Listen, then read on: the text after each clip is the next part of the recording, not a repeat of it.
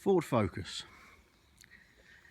Thought it was about time I did a real world review on this car. I've had it now for 13 months. Yeah, in that time I've done about 32, just shy of 32,000 miles. Not huge high miles, but you know, reasonable amount for a year. So what do I think of it? I had 20 years with Vauxhall Astras as company cars before this. A brief spell of a year or so with a Peugeot immediately prior to this, which was probably the most hateful car I've ever had the misfortune to have to drive.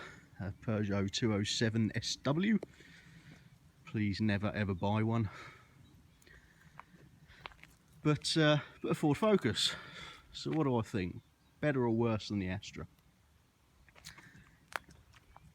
Well, I think it's a reasonably good looking car. I quite like the front end. It's got a marginally aggressive look to it, which I always like.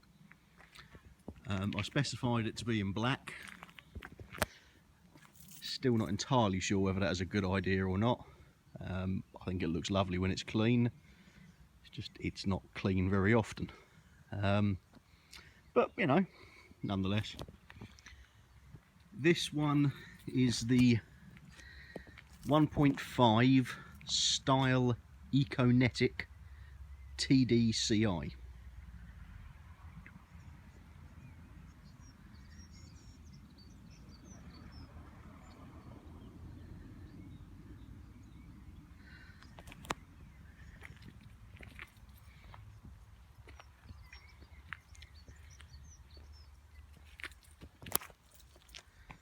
Get it from the back angle. So 1.5 turbo diesel. It's 105 brake horsepower.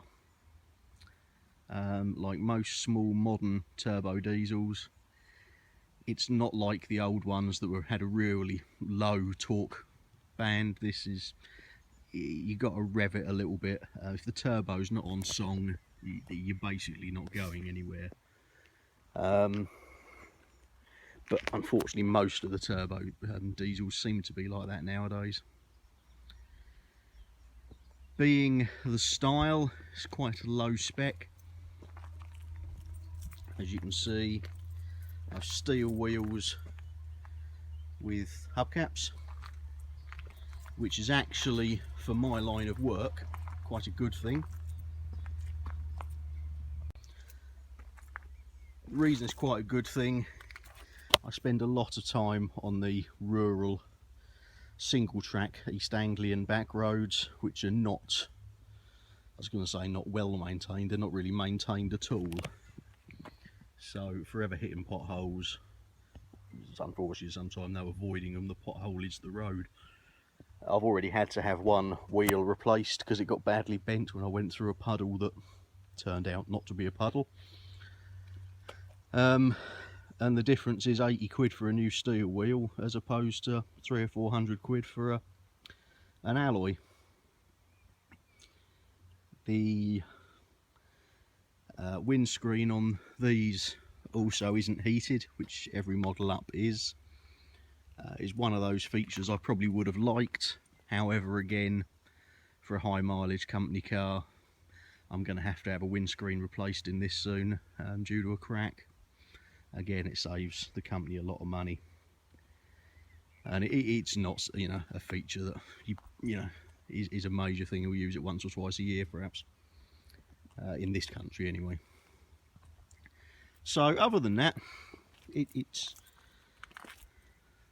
88 on the emissions. What's that, grams per kilometre, I think, which puts this in tax band A, which currently gives it free road tax.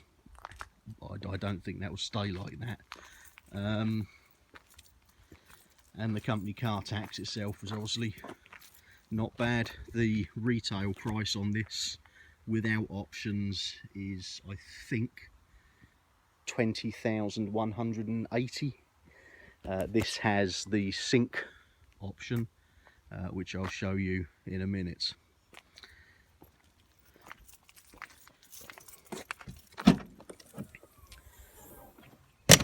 good size boot, full of amusement machine equipment and tools. Have a little cubby hole here which I've put a first aid kit in, and a 12-volt supply. The one on this side has fuses and stuff in. You have some hooks there to hang things on. I would have preferred some more tie downs in the bottom. There are a couple of things you can put bungee straps on there, but it would have been nice to have some good metal things to tie. Oh, pardon me, to tie onto. I do like the fact this plastic bumper along here isn't colour coded, so it doesn't scratch up so easily, putting things in and out of the boot, which again a lot of higher end estate cars seem to do, and these back bumpers are always scratched to hell.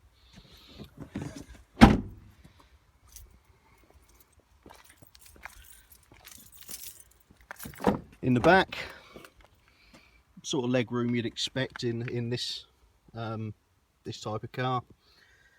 Keep fit rear windows, obviously electric in the front, but little cubby box down there and there for rear passengers to put things in.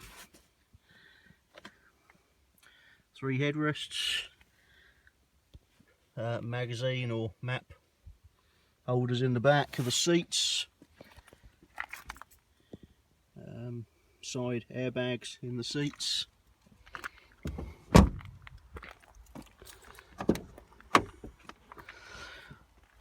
In the front, loads of leg room. As you can see, this seat is right back, which is why the leg room's slightly limited in the back there.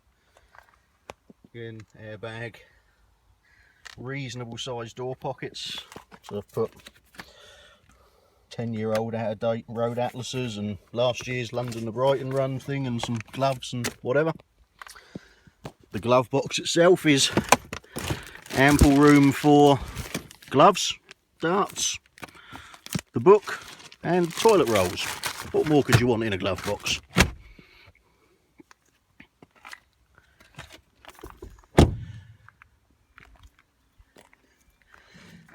Roof bars.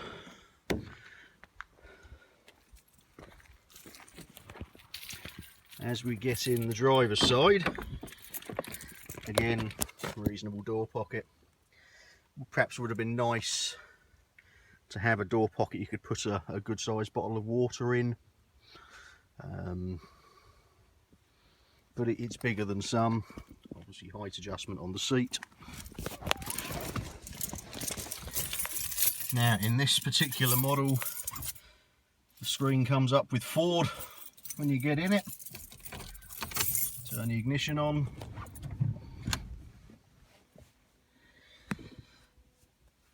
And this sync system. We have Bluetooth for the phone. You can stave speed dials. The phone book there. With Android phones, you can have it read your text messages for you, read them out loud. That feature doesn't seem to work with the Apple, unfortunately. Where are we? Radio or entertainment. We have AM, FM, digital radio, CD, USB 1, USB 2, Bluetooth audio, SD card, or your line in. Obviously your usual things are traffic announcements and so on and so forth. Built-in sat-nav. This is where it starts to show the age of this particular infotainment system. Every time you do the sat-nav you have that warning come up, which gets a bit annoying after 12-13 months. Reasonable system, apart from, for argument's sake, you want to set a destination. Favourites, you can only store 50 favourites, which for most people probably isn't much of an issue. to put an address in, it starts to then show a little bit slower, though postcode, it for some reason defaults to the numbers, so you have to select the letters, and then everything just takes a bit of time while it thinks about it. And it can start to, if you're in a hurry, it gets a bit annoying. You have got places of interest, previous destinations. Emergency will take you to the nearest hospital or police station. You can select a junction and you know, so put in coordinates if you just have your longitude and latitude. So it's not a bad system. It's just starting to show its age in the speed and the touchscreen unit itself, or your basic settings for various different things. If we go home, you can just have this set there with basic sat nav and phone radio. One issue I have with this sat nav is on some things like TomToms and stuff. They will change their screen settings at night, so they tend to be more of a black back screen, and therefore don't dazzle you. This doesn't. It will dull down ever so slightly, but the sat nav at night I tend to end up putting on this screen, simply because that screen is actually very bright at night, and it can be a bit dazzling. So that's probably my only criticism there. You also have a system inside here. This is today's run. I've done 143.4 miles with an average of 53.9 miles to the gallon, and currently 457 miles left in the tank. Obviously I'm not going anywhere, so the instant mileage is irrelevant. If we go down the trip computer 2, you can see in the last 1800 miles I've averaged 53.4 miles to the gallon, so I'm generally around the 53 miles to the gallon mark in this car. Bearing in mind I'm not someone that necessarily drives for economy. I as a field service engineer, I drive to get to my next job, so it's not bad miles to the gallon for the type of driving I do. Although we have touchscreen, we do have obviously the basic buttons there, your source, your sound, your volume, up and down, tune, etc. The air conditioning system is not the best I've ever come across. To get it particularly cold in the car, you tend to have everything on and the AC up a bit higher than you would really like. But you know, it is what it is. If you go for a higher spec car with climate control, it's probably going to be a lot better. 6-speed gearbox. It's actually quite a nice box. Talk about it more when we're actually driving the car. Little cubby box down there for sunglasses. 12-volt socket. USB socket to plug in your, in my case, my iPhone, but obviously whatever you like. We have, I use it as a junk area, but an area down there you can use backwards and forwards for cups and things. Centre console with a little removable panel there, and in there we have another USB, a 3.5mm jack plug line in. The SD card is actually your sat nav, so if you pop that out you lose your sat nav, and another 12-volt system in there. The USB in this part is actually being used for my dash cam. Sensors up there for the alarm, interior lights, standard sun visors with mirrors. You have your steering wheel controls, your phone controls here. your general left rights to be used in all sorts of things, whether it be the radio, control the thing in the dash, and your cruise control and speed limiter there, and that button to shut off the eco mode, which makes the car engine turn off at junctions and things like that. So there you have it. So what don't I like about the car? Well, in all honesty, not a lot. There's one touch down on the driver's window. Unfortunately, there's not one touch up, which is a bit annoying. Minor niggle. I don't like this. They have this curved area here on the dash, similar curved area on the door, but as you can see there's quite a discrepancy, almost a finger's width discrepancy in that to that. A very minor niggle, but it's one of those things that I find annoying. And as you can probably see, it's the same on that side. There is just that, and also on the height you can possibly see. Other things I don't like: steering wheel, being a lower spec one, it's just this hardish steering wheel. Not overly keen on that, would have obviously preferred leather. And the angle is quite angled back. Again, probably most people it wouldn't bother. To me, I just find it's a little bit too close on the bottom and a little too far away on the top. Had it been just perhaps a little bit more vertical like older cars, I possibly would have preferred it.